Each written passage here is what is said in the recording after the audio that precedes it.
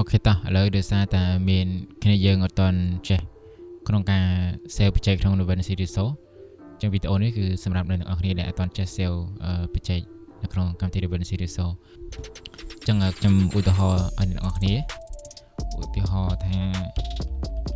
ខ្ញុំដាក់អូខេខ្ញុំដាក់project 1អូខេណាចឹងកន្លែង choose location នេះទោះបីតែយើងដាក់ទីតាំងនៅណាក៏ដោយក៏វាអត់ឃើញដែរវាចូលទៅឃើញតែឈ្មោះទេ folder ដែលយើងបង្កើតទេប៉ុន្តែគាត់ថាតកតងទៅជាមួយនឹងបច្ចេករបស់យើងគឺវាអត់ load មកទេអូខេចឹងអ្នកនរគ្នាកុំទាន់អាច choose location ក៏បានដែរចឹងយើង create មកបន្ទាប់ពីយើង create រួចហើយយើងអាចបង្កើតបច្ចេកយើងដាក់ frame rate ដាក់អីឲ្យទៅនេះក្នុងខ្ញុំឧទាហរណ៍ទេចឹងយើងអាចចុច control n មកដើម្បីយើងអាចបង្កើត folder មកយើងចុច control shift n ណាបង្កើត folder ឧទាហរណ៍ថាខ្ញុំដាក់ថា full text អូខេ full text ចូលមកឥឡូវខ្ញុំទិញវីដេអូ2 3សម្រាប់បង្ហាញដល់អស់ហើយអូខេខ្ញុំទិញវីដេអូ2 3មក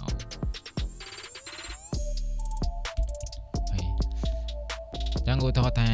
វីដេអូយើងកាត់ហើយរួចអស់ហើយឬក៏មុនដំបូងយើងចង់ save បច្ចេកវាទុកយើងអាចចុចទៅកន្លែង file ហើយយកពាក្យថា export បច្ចេកនេះក៏បានដែរហើយមួយទៀតយើងអាចចូលទៅកន្លែងfile ហើយយកពាក្យថា project manager ចេញនៅក្នុង project manager នេះវានឹងបើកផ្ទាំង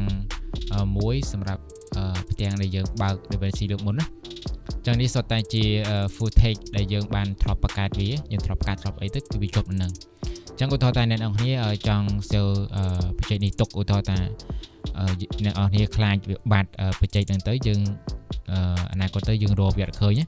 ចឹងអ្នកនរគ្នាអាច save បច្ចេកហ្នឹងទុកកន្លែងណាមួយដើម្បីយើងងាយស្រួលក្នុងការប្រើប្រាស់វាចឹងអ្នកនរគ្នាគាត់ចុច right click ខាងស្ដាំមកអូខេហើយអ្នកនរគ្នាយកពាក្យថា export projectហើយអ្នកនរគ្នាទៅរកទីតាំងមកលើឧទាហរណ៍ថាខ្ញុំដាក់បង្កើត folder មួយអ្នកនរចុច control shift n មកខ្ញុំដាក់ថា pro អូខេ project អូខេខ្ញុំដាក់ថា project 1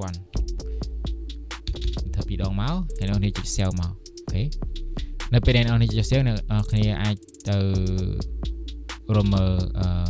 folder បានអូខេមកខ្ញុំទុកនៅកន្លែង picture នេះអ្នកនរឃើញ project 1ណាចឹងអ្នកបើកមកគឺឃើញ project នេះអូខេឧទាហរណ៍ថាខ្ញុំបិទកម្មវិធី Davinci Resolve ខ្ញុំបិទកម្មវិធី Davinci Resolve មួយសិនអូខេ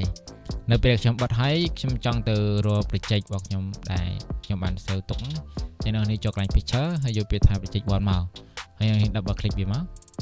ចឹងវាដើរហើយអូខេចឹងវាដើរចឹងនេះគឺជារបៀបនៃការ save បច្ចេកនៅក្នុងកម្មវិធី Davinci Resolve វាខុសចង់ថាវាខុសអំពីយើង save នៅក្នុងកម្មវិធីផ្សេងហើយអូខេយើងអាចអូខេចុចអូខេមក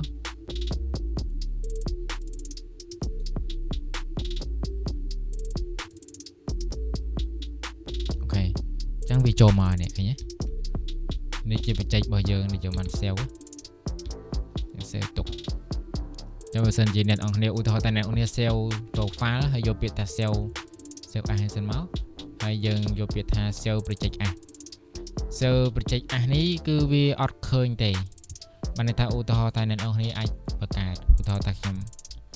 save ចាហ្នឹង save វាអត់ជាប់ទេអា save project as ហ្នឹងគឺវាអត់ជាប់ទេឧទាហរណ៍ថាខ្ញុំដាក់អូខេ Davinci Resolve 1 2 3អូខេចាអូខេតែខ្ញុំ double click មកអូខេ save ចាំតិចអស់នេះអូខេឥឡូវឧទាហរណ៍យើង save ហើយឥឡូវយើងចូលទៅមើលចូលកន្លែង picture នេះទៅមើលនេះឃើញទេអត់មានអីទេ វាអត់ជាប់ទេអញ្ចឹងបើសិនជាអ្នកនរគ្នាចង់ sale បច្ចេកជាប់គឺយើងexport បច្ចេកមកគឺវាជាប់ហើយជាប់នៅហ្នឹងហើយអញ្ចឹងគាត់ថាថ្ងៃក្រោយយើងចង់យកបច្ចេកហ្នឹងមក edit មកកាត់បន្ថែមយើងអាចចូលទៅកន្លែងយើង export បច្ចេកមកគឺវាមកកន្លែងហ្នឹងហើយអូខេ